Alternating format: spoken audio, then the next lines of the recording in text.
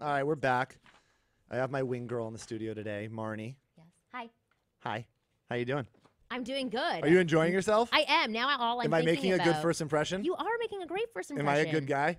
Well, I don't know about that. Yeah, So all far. right. We'll get back to that later. Yeah. I'll check in at the end of the hour. It's better that I'm still curious about it because then I'll like you. Perfect. So we left Ray. Ray also was calling in. We left Ray over the break. Is he still with us? All right. So Ray has a very good question. Ooh. Ray, you there? Yeah, I'm here. Can you hear me? Yeah. Yeah. Loud and clear, Ray. Awesome. How you doing? We're both good. Awesome. You in a tunnel, Ray? Or you just breathing heavily into the phone? Mouth breather. Oh, I'm sorry. I have a headpiece on. That's what it is. Oh, okay, a little gotcha. walkie-talkie. Hands free. Yeah, spaceman. All right. What's your question for Marni? Okay. How you doing, Marni? I think you probably know me. My question is, I'm very good creepy at as hell. being a very good conversationalist. Can you hear me? Yes, you're a great conversationalist so far. Yeah, I'm actually usually I'm a very good conversationalist. Can you hear us, Ray? And my yeah, I can hear you. Oh, okay, cool. And the thing is that I'm very good at conversation. I'm very good at communicating. And Ray, I got how no do you think your problem going up to a conversation woman, skills are? You know, Yeah.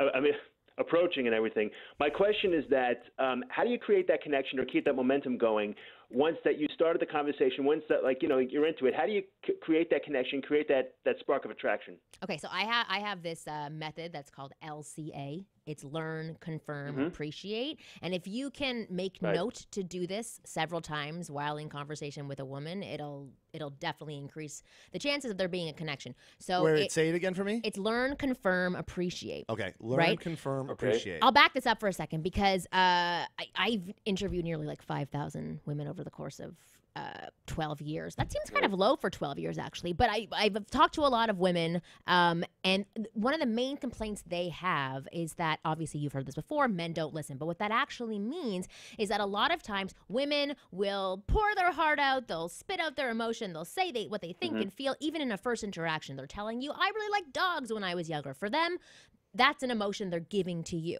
right? And so a lot of guys will look at them, nod, and then continue talking rather than acknowledging and validating what they've said. So when men, because that's how men talk to each other, right? I like sports. I like hot dogs. You know, there isn't like more. I like sports. I like hot dogs. Yeah, well. So for women, Ray, is this how you are in conversation? So if you think of women, and like this isn't like in a sad way where they need to be validated all the time, but just like they need to know that they've been heard, right? So if a woman says to you, "Oh, when I was younger, I used to ride horses and I loved it."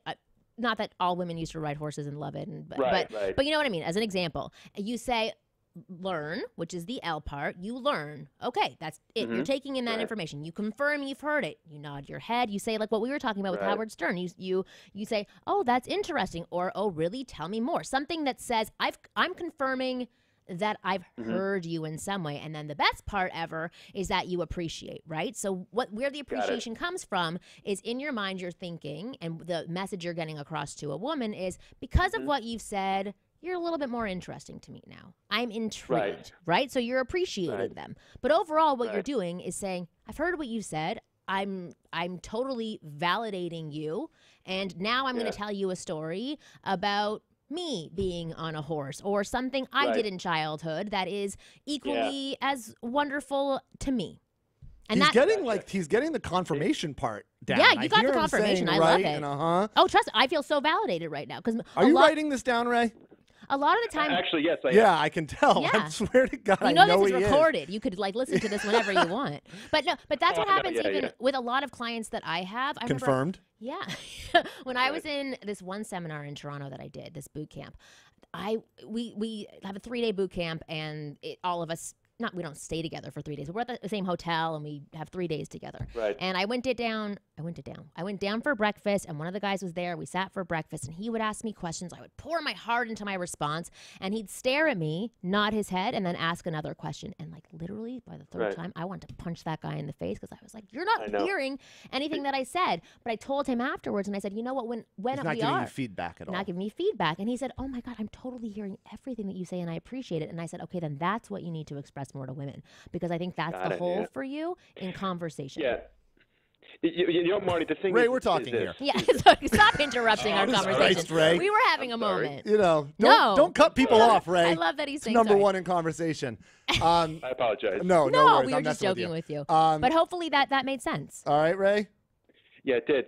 Because the thing is that very often, whenever I'm talking with a woman, I mean, she would say, "So what do you do?" So and quite frankly, I have no problem, tooting my own horn. As you can Right. probably tell.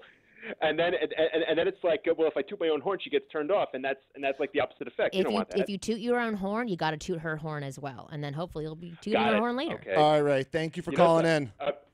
That's it. You're welcome, Marnie. I'm signing up for a mock date. I'm telling you. Oh, awesome! That's wonderful. All right. We're proud of you. Bye, Ray. You got the confirmed in for sure. LCA. See, that's great. All right, we're moving on to our Ask the Doc questions. We picked all male questions today, and we picked a lot of relationship stuff. Normally, I talk about sex toys and I how wanna to talk use about them and sex stuff like toys. that. Well, not today. Okay. Today's relationship stuff, Okay. I think. Although maybe this is a sex toy question. We have Melvin wrote into us on Facebook from San Diego. My girlfriend used to blow me every morning when we started dating. Now, nothing. I really dig a morning BJ. How do I get her to start doing this again without sounding like a complete ass? Ooh, that's a good one. I will say that, you can't go on doing that. Yeah, I was going to Forever. say That's gonna end every morning eventually. blowjob. But, you are saying that it's something that you really enjoyed. It gave you a great start to your day. Really just communicating that information to her could do wonders. And I would say. What I want to know is, does Melvin go down on his girl ever in the morning? Oh, that's actually a good question because Right? maybe that's why she stopped doing it. He needs to go down on her in the morning, maybe every morning for how many ever years they dated, and then see if Yeah. maybe she starts up again. Oh my God, you're a good wing girl. You ever think about that, Melvin? That's really good advice. I think wonder that's if really Melvin good does it. advice. He might not be a girl that goes down. I mean, or a guy that goes down Well, on then his start girl. doing it, and maybe you'll start getting your blowjobs again. I think that's a lot, though, even for anybody. Like every morning to wake. I don't know if it's a wake up or if it's just a morning blowjob, but I can't do anything before I've had my coffee. How? but also he doesn't tell us are they married now? He says when we started dating, now it's nothing. Right. Well, he said my girlfriend. You need coffee first? Yeah. Well, you're Jewish. Yeah. I need my coffee before my blowjob. You definitely need your coffee before a That's what blowjob. but I didn't when I first started dating. It was just blowjobs right away. Yeah, I'm sure it was. I was more like an evening blowjob person. Morning blowjob doesn't sound. We've been Great having this to me. conversation on this show now for actually the last couple of weeks. Have you ever woken a guy up with a blowjob? No, I have not. But I have been woken up in the middle of the night by guys going down on me, which I loved because that meant that Like they woke had you up out of a deep sleep? Yeah, and they were actually they were having a dream and sleeping, and then they were that's what happened. They were like sleep eating? Sleep eating. Yeah, and That's a thing? yeah, and that was amazing for I me have because that never felt like heard of sleep eating. it was amazing. But I mean, he woke up during it. He but woke up still, during he's it? like, what am I doing? Okay, continue. So were you guys scared? Did you No, both I was wake up like, at the same time? No, I was. I was I've like, never- what is this? But it was really exciting and awesome and super sexy. And I would wonder loved- if I woke up down there, if she had put me down there.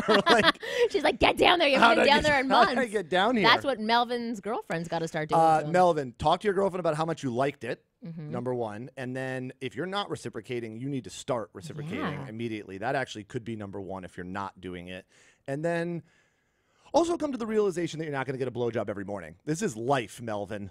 That's We have things to do. not heaven. Exactly. You're not getting a blowjob every morning. Where do you want me to move? advice. Do you care? Or is this just fucking Russian roulette? All right, cool. I like this one, actually. I'm curious what you have to say about this. Okay. This is Rick, location unknown. He doesn't know where he is. Great. I put too much. I invested too much in Rick already. Right. I know this. I don't know So where I am. he wrote in on Twitter. He wrote, "So sexting. Mhm. I feel so dumb doing it, but I know it's a turn on. Tips, please." Well, it depends if it's a turn on for the women that you're talking to. Do you watch the show Girls?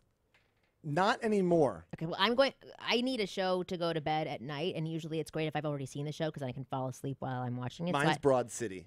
what's Broad City? Oh, that's something to talk about off air because I think Rick needs some help right now. But that Oh I my want to hear God. about this. But so I've been rewatching Girls, and there's this one scene I think it's in season 3 where this guy Adam is having sex with this girl that he's been dating for a while, and they were always having like really nice sex, and he wasn't being his sort of like fetishy self, which is perfectly fine to be fetishy, but he wasn't really exposing how he likes to have sex. He was not giving in, but like having sex in the way that made her feel comfortable. And he got drunk one night and started to go to the opposite extreme of where he was before. And as a woman, I can watch the scene and see that he was like totally turned on and into what he was doing, but that she was totally turned off and scared. Like he and went too freaked far? out. Like he went too far. It was too much of a jump. I think if they had slowly gotten to that place and there was some communication about how he likes doing things, then that could have been super sexy for them. But because it was such an extreme and she felt scared and really insulted actually by how big of a jump he made and that he couldn't see that she was uncomfortable, it totally ruined their relationship and put them into two different spaces. Are you a fan of sexting? Sorry, I want to get back to the question. Yes, I am a fan of sexting. My point with that was to say that some women need to be eased into sexting. So I don't want you to think that like, yes, all women want to be sexting all the time. So it depends on who it is that you're interacting with, and then you have to gauge where she is and how responsive she is to sexting. But what do you say to a guy that wants to do it? Like, who starts it?